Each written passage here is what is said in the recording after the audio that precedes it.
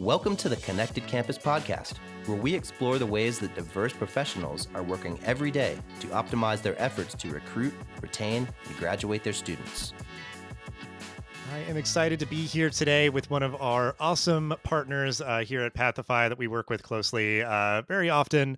We are going to be talking about digital community building within the higher ed setting for students and students, faculty, and staff with each other, all kind of intermingling. So there's obviously a lot of ways to do that, a lot of innovations that have come out over the past couple of years. So we're going to dig in deep with that with our guest, Nicole. If you want to introduce yourself, give a little background of who you are and what you do.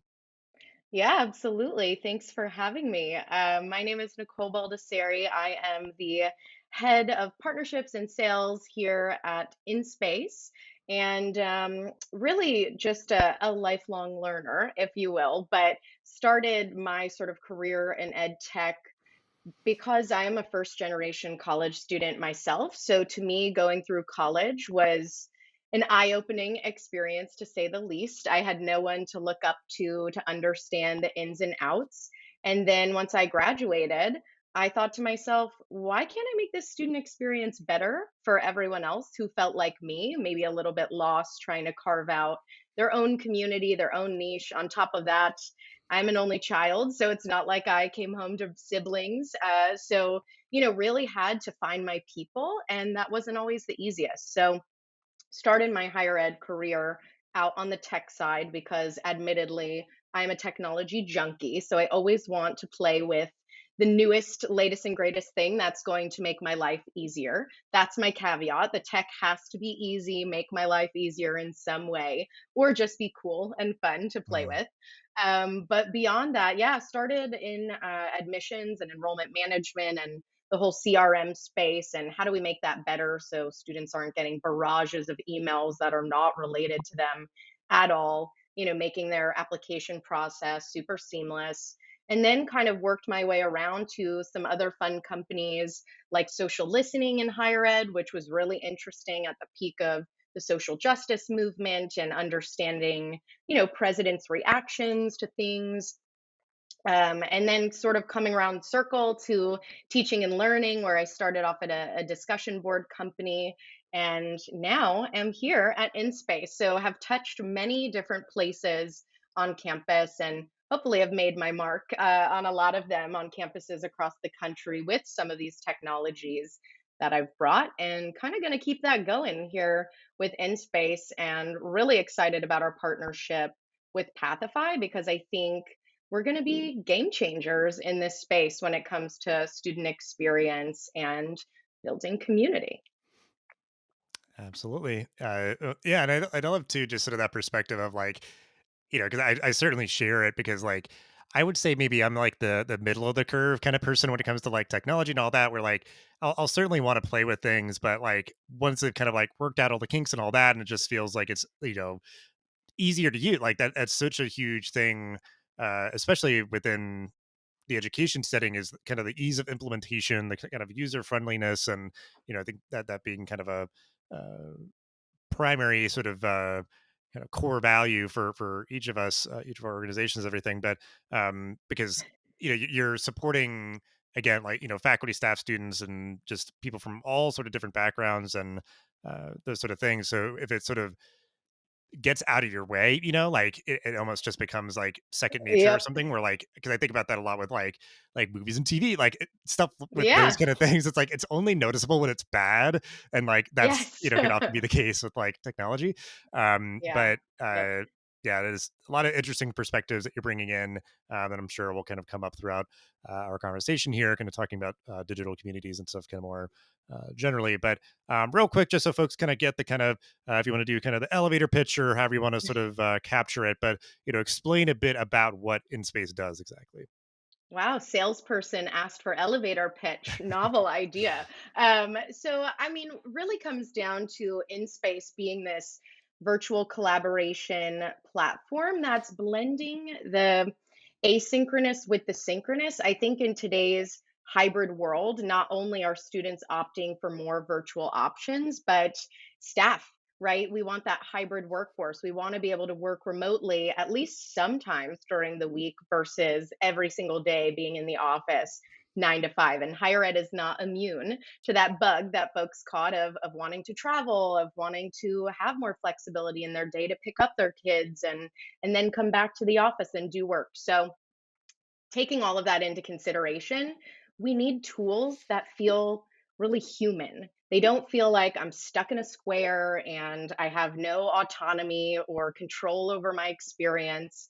We need something that really incorporates human behavior. It incorporates that psychology behind why we're all here in the first place. And that's really what InSpace does. So it brings in that social capital and that sort of softer skills. Whereas many other video conferencing tools that we're using on a day to day basis are super top down, super automated. This provides a community first platform, which is why we've partnered with Pathify, right? They get it. This is a very social platform that students gravitate towards because it's not that pulling teeth of, oh yeah, let's hop on a Zoom. It's, oh, this is our space. This is where we can meet together with a shared goal or purpose, and we own it. We can move around, we have that control. So don't want to go into the deep features. That's not what we're here to do today, but just understanding as schools are looking to digital transformation and they're trying to serve students and meet them where they're at today, but also serve their staff, providing a better way to do so that is meaningful. The connection is meaningful. The reason why we've gathered is meaningful. It's not just, all right, let's hop on this link and get it done and move on to the next thing. It's creating those smiles on the virtual space again. Yeah. Well, because I think what I've observed is, with technology that like you get to a point where like, Zoom is now like a noun or a verb or whatever, like Yeah. Googling and all that. So it's like, Yep. it's at those points where like, it's so ubiquitous, but then it's kind of like ripe for disruption where it's just like, yeah, like it's kind of stale. It's just like it works well for what it does. And uh that there can be sort of more to that, especially when you're looking at sort of a very dynamic, vibrant, settings such as college campuses and everything. And yeah, like how they are increasingly hybrid, but also just the complexity and the variety of what they're asked to do on a kind of a daily basis, where it may be a one-on-one meeting between faculty member and their student, or colleagues, or a bunch of students together in a club or for an event or something, and Yep. classroom teaching and all that. It's like, sure, maybe it would be nice in a sense that like one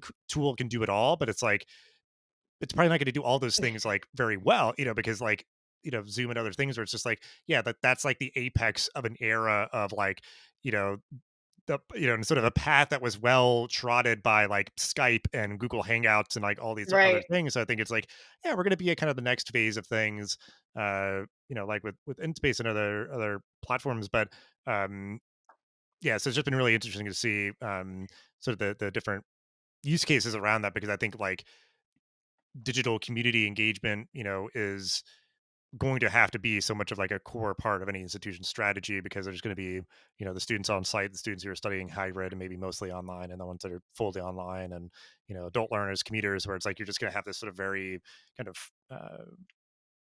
fractured community that is like, okay, if we can kind of bring them in, and like you said, in a very human way that's a little bit more active and novel, where it's going to be like, wow, this is actually kind of getting me to like, Turn my yeah, like, camera on again. right, yeah, because it's like, Have my mute button come off and maybe speak up because I can feel like myself again. Yeah, yeah. I think one of the most important concepts that I try to distill when I'm talking to institutions who are starting to think a little bit more digitally is that content is ubiquitous, but connection is not, right? So Zoom, Teams, whatever you might be using, it's great for content delivery. Again, these are very transactional meetings. If you want to go have, your slides shown to 400 people, great, use Zoom. You don't expect much interaction in a setting like that.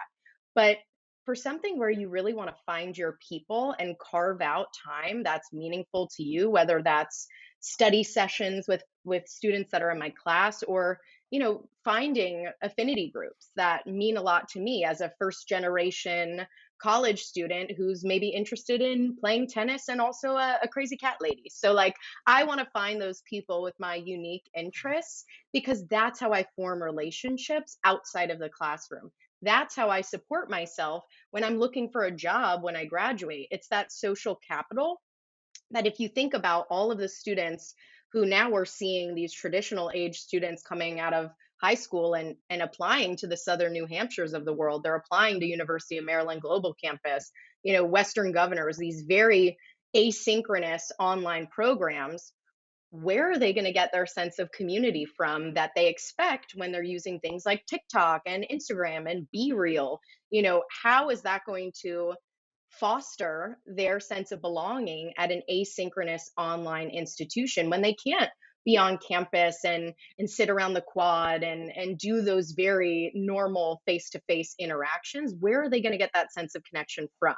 Because we know when you graduate, it's not only about the piece of paper at the end of the day, it's looking back like, who was my favorite instructor? Because that's what stays with you. Who did I meet, in my business 101 seminar? Because those then became core to my network when I graduated. So again, yeah, really focusing in on that social layer as sort of the missing element, regardless of being a face to face traditional institution, a community college, a predominantly online asynchronous institution. It doesn't matter. What matters is students feel that sense of belonging and they feel connected not only to the content, but to one another. So that's really what I'm passionate about these days as a sort of natural connector myself. I'll see something and I'll tell a colleague and I'll be like, you need to meet this person. Or we go to a conference and I grab someone's arm and I say, oh my God, you have to meet this person. But I only became that way because I was faced with the challenge of having no common ground, right? Nothing to stand on when I first entered my college experience. Yeah. What I'm hearing from all that too is like the intentionality that I think has become more apparent when like there was no sort of just physical space where people were kind of colliding with each other, which like even that is sort of very presumptive. Just thinking, especially like first generation students, or just like kind of the reticence that some people have in social situations and those sort of things, whatever. But like especially in digital environments, you need to be intentional with sort of the strategy and the tools and things that you're using and how you're sort of uh, facilitating that. And I think now when you're getting in much more of a digital first hybrid sort of situation, it's like you need to have kind of the digital augmentation to whatever is Yeah, happening in person, or however everything's kind of breaking down, because yeah, without it there's like things out there that are seeking to fill that void, or you know right. attempting Like to, very or gamified, like sort of yeah. gimmicky. Almost we're moving into the AR, VR space, which I don't know that higher ed is going to be fully there in the next 5 to 10 years. I think there's some humble beginnings with a lot of programs and they're developing really great content. But we know higher ed, right? It might take a while for everyone to get on board.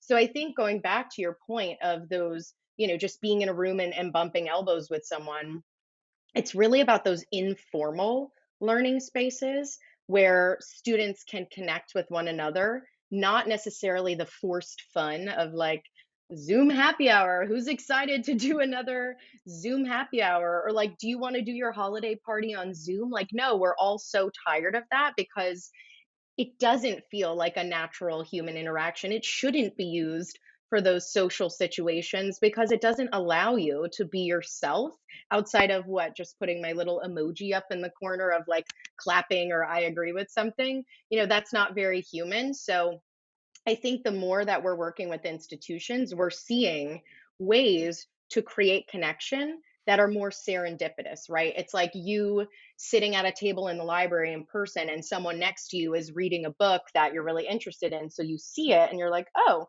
do you like this author? Oh my gosh, I've been reading blah, blah, blah. It's those small moments of connection. And I think the easiest way to conceptualize this is the waiting room, right? So think about your traditional waiting room experience online. It's a blank page. It says, please wait for the host to admit you. Please wait for the host to join. And you're just sitting there. You don't know how many other people are also sitting there. And you, after a while, human nature, you kind of X out. You're like, man, it's taking too long. I have no idea what's going on. No transparency, no visibility. Same goes, I called my pharmacy and it took like I don't know, 30 minutes because I'm the psycho that stays on. I'm like, I don't care if you play this annoying music. I'm just going to have you waiting in the corner. But they didn't tell me what number in line I was, which to me automatically, I'm like, that's so frustrating. I need to know so I know how much time to spend or what I can be doing in the meantime. Luckily, I work from home, so I just set the phone up in the corner and waited till I got a voice. But think about something as small as knowing what number in line you are and how that might change your decision. Within space, our waiting rooms are true meeting spaces. Like you'll actually see the other people that are also waiting. You'll also be able to talk to them. Like, hey, are you also stuck on, problem 29? Oh my gosh, how did you figure this out? Or, oh, I noticed, your background, you have this poster up. I think, what is that, Spider Man? Like, you start to create these very informal yet intentional connections that otherwise would have never happened. So for me, if I'm in a waiting room and I see someone, I might open up and say hello. But am I going to join the company like happy hour planned or trivia night event? Like, no, that's not my speed. But to me, that connection that I make in a very happenstance gathering where we're just here for the same reasons, that's going to stick with me versus the forced fun. Yeah. Well, it made me think of like two things similar to that because yeah, like the unintentional community building and stuff. I think is like where the magic happens, and I think like you said, you can Hmm. do things that sort of you create a structure that can help facilitate that because obviously it wouldn't be unintentional if it was like, yeah, Right. again, you're like smashing people together sort of against their will or whatever. But like, because one thing, video games that I've played have done that. Like, if you're in the lobby Yeah. waiting for the game to start, they'll let you sort of like, chat or do Mingle. whatever. Yeah. And then like, when I've been at like, conferences and stuff, like, that's something else where like, oh, if you're like waiting in line for something and all that, like you Yep. know that that's a space where it's like, oh, we all came here because we're all like into the same thing, or all Right. colleagues, focused on this area or something. So that kind of tease you up to maybe feel a little bit more comfortable to strike up a conversation while you're waiting for your coffee or whatever. Yeah. Yeah, like taking those opportunities, but I think it's also sort of the one, I love metaphors, and two, they're usually geeky geeky related, but like creating sort of the like Voltron of different like tools and things where it's like, okay, we got this thing over here that sort of helps with that. Like it's like, yeah, you're gonna need probably like a dynamic chat platform that people can like, Yeah. asynchronously connect and all that. And then yeah, like a video platform that's gonna be way more engaging and that sort of thing. And yeah, has, different functionality to yeah, kind of like warm people up because that to me is like an effective icebreaker, yeah, like we're all in the waiting room together before like, this big speaker or whatever. There's something going on and it's like it's casual. You all know that you're there to see this thing Right. going on or something, as like fellow students. But so uh And we yeah, don't want this to become like ed tech is the silver bullets that's going to solve sense of belonging in your students and just retention's going to be through the roof because they're all so connected and everyone's happy and we live in a perfect world. But what I can say is that it's the institutions that are open towards those incremental innovations. And I'm not a sports person, but I think of it as the 5 yard gains. Like what is going to get us closer to that end goal and how can we start today, like something that's really easy, really tangible, and really gets that momentum going because all it takes is that initial excitement, right? Like think about Word documents versus Google documents. When Google allowed everyone to collaborate at once, people were like, oh, I'm sold, I don't need to use Microsoft Word anymore, now I can collaborate with people in real time, I see what they're doing. It only took that small innovation for, I don't know, however percent of the market to then go to Google Docs and ditch Microsoft Word altogether. So, again, like what are those small steps we can take? Because at the end of the day, waiting for the perfect technology is never going to help students. But starting somewhere small where you can then track, measure, evaluate, that's what's going to bring you to the next yard line. I'm going to stay with my football right. analogy Well, there. that's But you see important. what I'm You got to saying. stick with the metaphor. Yeah, yeah, um exactly. We stick to the bit. I'll like end up being like, I'm like five metaphors deep here, but so well, because yeah, I think like to be clear, I think like the sort of tip of this point here, and then we'll move on to some of the other stuff I wanted to talk about. But like, yeah, like again, good technology kind of gets out of your way and all that, but it also like it augments human connection, human effort, and all that kind of stuff versus like, in certain ways it'll replace it, but it's like, well, that maybe is not something that you should have been doing in the first place. Like when it's automating like customer support, like super low level, things, but then it's like, okay, this is like a complex problem that requires the human. It's going to escalate that or something. And then it's like, yeah, like it's not trying to, uh, I don't know, yeah, like intercept or get in the way of human interactions and community building and everything. It's like, Right. yeah, even just those like pivots and adjustments helps to kind of get the technology out of people's way so that they can Yep. connect with one another. Um, so I think, yeah, all kind of good things for folks to think about. But and I think we've talked a lot about the value and the benefit when it comes to students where obviously they are building their professional networks, and I mean, yeah, there's like their softer skills to have the ability to kind of keep Hmm. nurturing that throughout their professional lives and everything. But I'm curious, any thoughts kind of maybe on the kind of the faculty and staff side, like colleague collaborations and those sort of things, any thoughts you have just sort of more generally of like digital communities impacting higher education at large? Because I know like we met at a conference and those sort of you're seeing digital communities, I think, sort of spill over into so many more kind of professional learning networks as sort of just a very broad term to describe these sort of things. So um, yeah, just curious, any thoughts on that of sort of digital community building in kind of the very professional sense? Yeah. And I think this should probably come as no surprise to folks who are responsible for building those digital communities. That's, their job is to facilitate and nurture those communities. If you build it, they will come is not a real thing. Just because you created a LinkedIn group or you built a Facebook page or you started this really cool, I don't know, group on some interactive, immersive technology, doesn't mean that people are just going to flock to it because it has a name, right? Or because they know someone. It takes that organic traction of word of mouth. And what gets people talking more than, that peer to peer interaction of, like you said, oh, we met at a conference and then they introduced me to this person, or we sat in on this poster session and got obsessed with the idea of neuroscience and how that affects learning, and then I started doing research, I went down a rabbit hole. Like, how often are we guilty of going down like a Reddit rabbit hole, or some sort of rabbit hole because we're passionate about something? But how often are we getting exposed to those passions for the first time through somebody else who maybe knew a little bit more than that about you, or than you did? So I think when we're talking about creating those communities and actually having them be successful tools for long-standing connection, this is an area that not many companies are digging into, but InSpace is obviously looking at on a daily basis. Because, like you said, you go to a conference in person, it's amazing. There's an app usually for the conference. You're maybe chatting people up, or people are posting pictures. But then, I don't know, 3, 4, 5, 6 days after, that app is dead. No one's talking anymore. And then we all wait until the next year when we see each other again.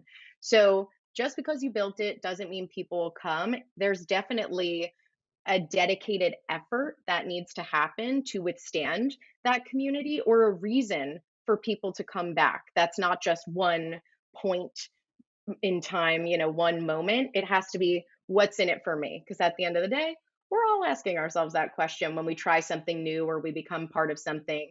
What's in it for me? It's that subconscious, cost benefit analysis of, my time is valuable. Why am I going to spend it here? Who's there that I might benefit from, etc. So it goes down that whole psychological rabbit hole. So that's where now we think about blending asynchronous and synchronous.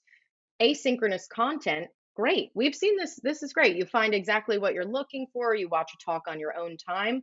But now, maybe for the synchronous piece, hey, we're all going to get together and discuss OpenAI's role in a higher education setting. This is a hot topic that everyone's talking about right now. And I just joined, there's this little community that's going to be talking about this next week. And I'm interested in this. I found it organically through LinkedIn. Someone had posted about it.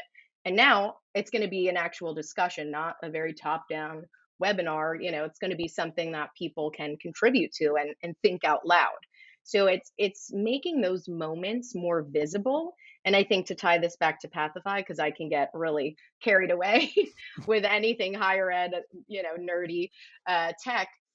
To tie this back to Pathify surfaces these opportunities for students, for staff, even, right? Like by creating these hubs for community and these spaces where they can go that are dedicated to, I don't know, you're a gamer, it sounds like. So, like the video game club.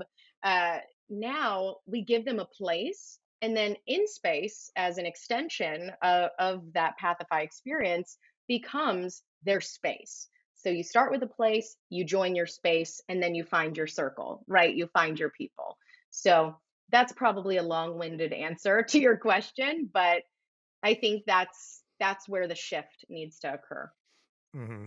Well, it makes me think of a couple of things. I'm a part of a Slack community, and they lean very hard and nearly exclusively on just that, like that asynchronous community. And I think Hmm. it's ebbed and flowed. It's grown. It's a very large community, but uh, they don't, I think, take those opportunities as often as they should to have it be more synchronous or have it be more dynamic. They might do like a once a month, again, kind of how you're saying, like a Zoom happy hour. They're having like people talk about things, but depending on either the frequency, the focus, or yeah, like the platform that they're using or something like that would definitely change. Who's showing up, how they're showing up, how Yep. you know that kind of goes down. Because I remember definitely like being very intrigued by, and I'm realizing there's definitely kind of a somewhat of a parallel.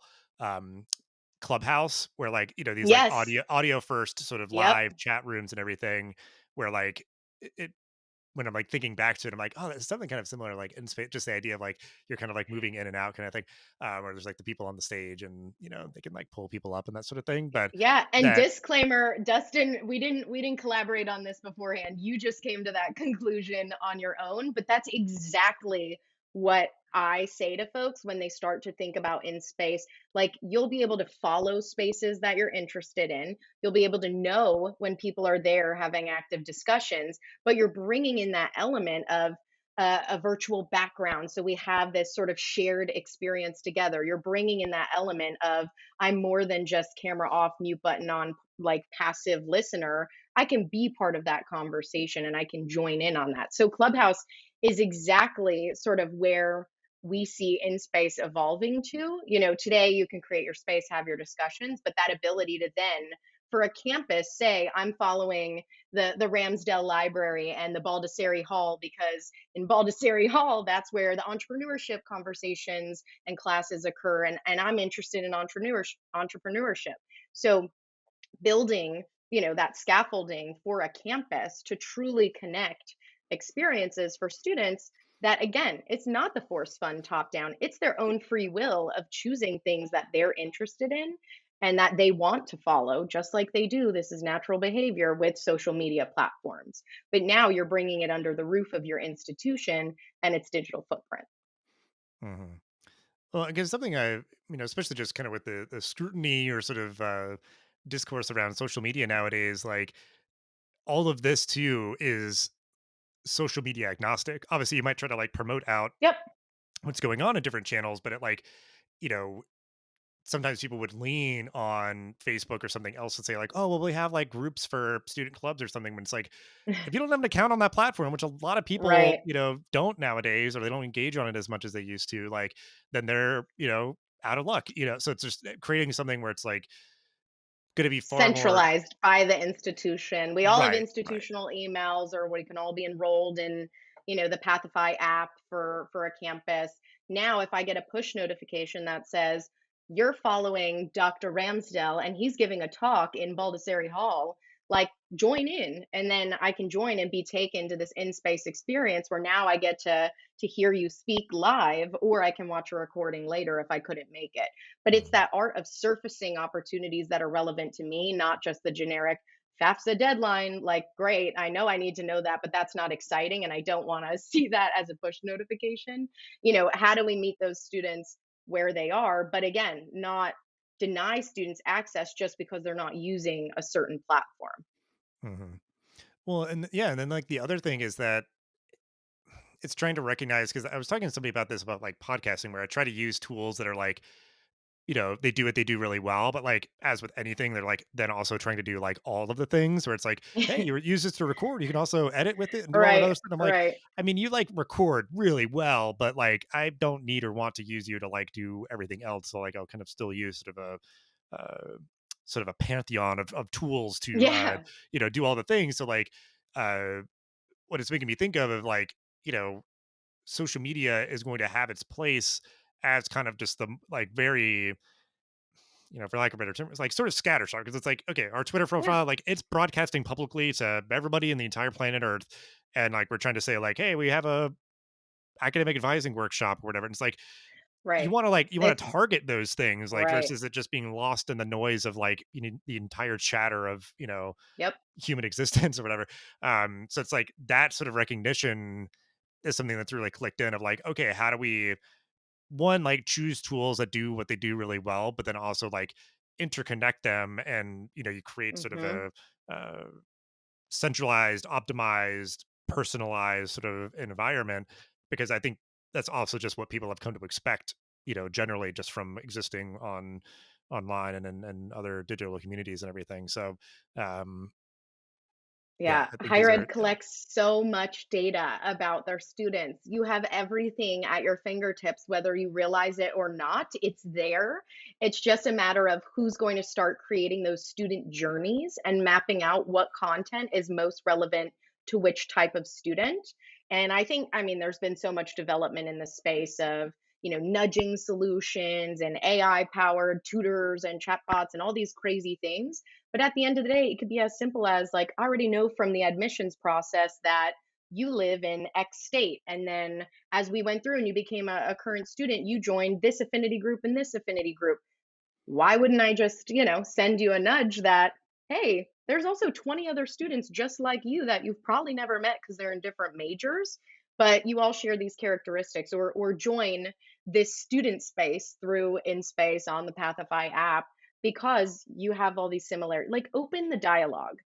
That's what I think higher ed can really get better about when it comes to personalization. So if you think about the evolution, like list buys to find your students are out. There's nothing personal about getting a random list of names from test scores, which are now test optional anyway at most institutions. So you have to just think about this constant evolution and look at the students who come back to take grad programs or certificates. What's so unique about that student or about their experience that we can then replicate or share with the world? Like make them an ambassador, make them feel even more special, in a way that they get recognized, because we know with the trends of badging and micro credentialing that recognition is a big way to get people back again and to have that sort of loop continue. So, yeah, I think at the end of the day, we need to be better about our data and how we're personalizing and customizing that student journey as a whole. I know it's no easy feat. It's definitely hard, but think about the benefits if you put in that work, and then again that sort of cycle that can then feed itself rather than having to go out and purchase a random list and start from scratch all over again. Mhm. Yeah. Well, and yeah, I think we're making a lot of connections here, giving a lot of good examples and everything, which I love. Because yeah, I mean, there's uh, definitely a lot of applicability, like you said, from a prospective student, kind of getting a understanding of like what does this campus experience have to offer me when it comes to a community and those sort of things. And because yeah, there's going to be those opportunities for peer to peer Yeah. support, like being Right. Where are the sort of people like me across any stage in the student journey? And I think that's the piece of it too. Like we're talking about community building, maybe under the assumption that they're already a student at your school. But this is a really powerful concept for every stage of the student life cycle. Think about prospective students. You maybe start a Facebook page for them to avoid that summer melt, make sure they show up and you have the butts in seats. But then as they're a current student, then they get exposed to all the different student activities you have, all the different co-curriculars, all the events they can join. And then as an alumni, when they graduate, now they're part of the LinkedIn group, or there's a regional meetup of alumni, or tailgate at a sporting event. So community happens at every stage. It's just a matter of how we're refining that community with the introduction of digital elements and this digital appetite that we're seeing today. Hmm. Yeah. Well, and I think, yeah, like pretty much everything we've said too, is we sort of like, uh, flirted with the idea of like, the professional communities and stuff too, of just like that you'd want to know, like, okay, Right. everybody's in our community, their background, what are they doing or not doing, and those sort of things to try to, take kind of a more active role in nurturing that professional community. But so I think, yeah, a lot of things to think about. And, appreciate you helping to kind of tie things together between kind of what we're both doing here. But yeah, I mean, I think major takeaways of, uh, something like community, you can't take it for granted. It needs to be sort of a contact sport. It needs to be something that you're kind of Yeah. getting involved in, facilitating, tracking, nurturing, to make sure that, yeah, you're bringing in the right students who feel confident and prepared for success and remain successful and are, really kind of committed and engaged alumni as well. But then, like, yeah, everything kind of around you as well, your whole community um, as a campus. So, but we will end here with the connection. The We will end here with the question that I will aim to ask every single one of our guests, because I think it'll be a nice kind of positive, optimistic, emotional way to end each episode. Is Nicole, what does a connected campus look and or feel like to you?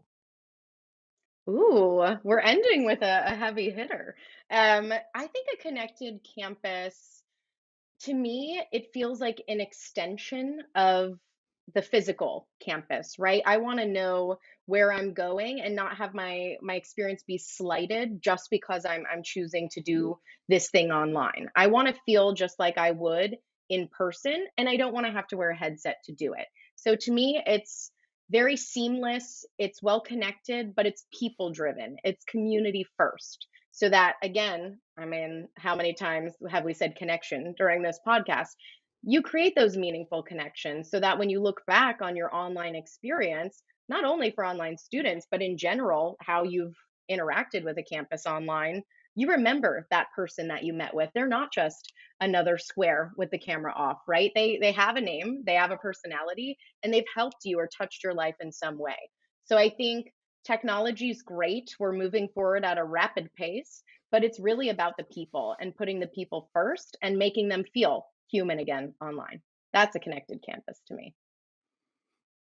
Beautiful sentiment. I think that is just the sweet, gooey core of this episode. Is that like it all comes down to like, okay, well, what are we connecting humans, Right. to one another? So, I'm hoping and expecting maybe because it's like on either side, if everybody says something similar, then that's kind of cool. Or if people take really different perspectives on this question, that'll be interesting as well. But yeah, I mean, so much of obviously this topic is like whatever kind of set dressing and different things we're doing all this work for is about connecting people together, whether it's students, peers to peers on campus, students with their faculty members, supportive staff members, or Right. colleagues trying to collaborate to elevate their work to better support students and all those sort of things. So, yeah, it's just thinking intentionally about that and yeah, always examining like what's working well, what needs more attention to achieve that goal. So, I appreciate you so much for hanging out, sharing all that you did, and for the work that you and your great team are doing there at InSpace. And very grateful to have you as one of our partners.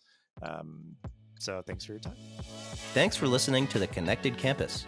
Please leave a 5-star review for the show and share it so others can discover us. Make sure to also subscribe so you never miss an episode. Thanks again for joining us, and we'll see you in the next episode of The Connected Campus.